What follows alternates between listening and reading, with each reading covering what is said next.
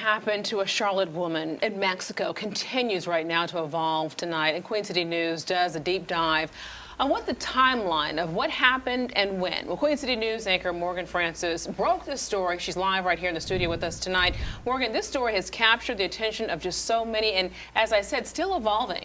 Yeah, Alicia, it really is. As new information comes out, it puts into question other details we've learned in the wake of Shanquella Robinson's death. Tonight, we learned more about the timeline of events and the inconsistencies that need to be cleared up. Family says Shanquella Robinson arrived to their luxurious ocean view home, Villa Linda 32, on October 28th. The guest list notes there were 7 people on the trip. Robinson called her mom to tell her a chef was cooking them dinner that night. I said, well, okay, I love you, have a good night. And she talked to her the next day.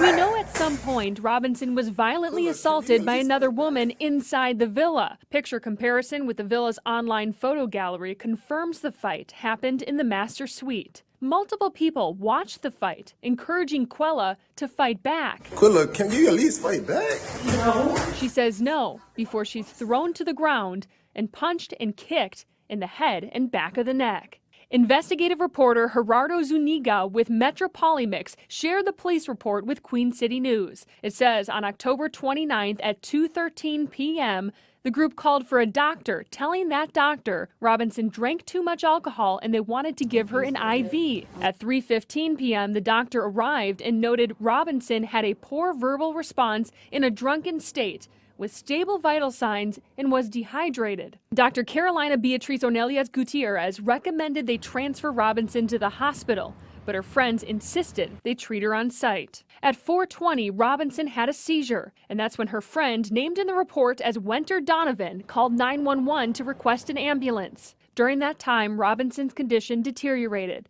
Dr. Gutierrez declared her deceased just before 6 p.m.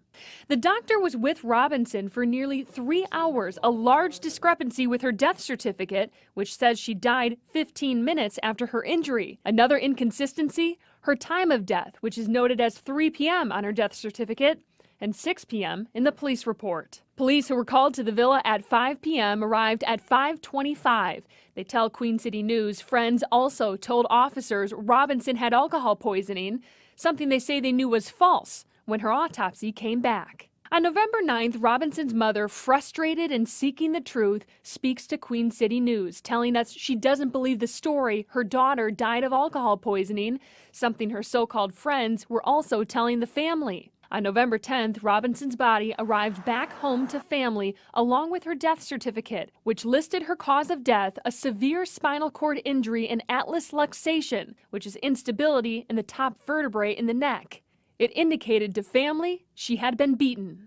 On November 16th, only after news agencies pressed Mexican authorities on the suspicious death did they share a press release stating they were investigating the death of a woman at Fundadores Beach Club.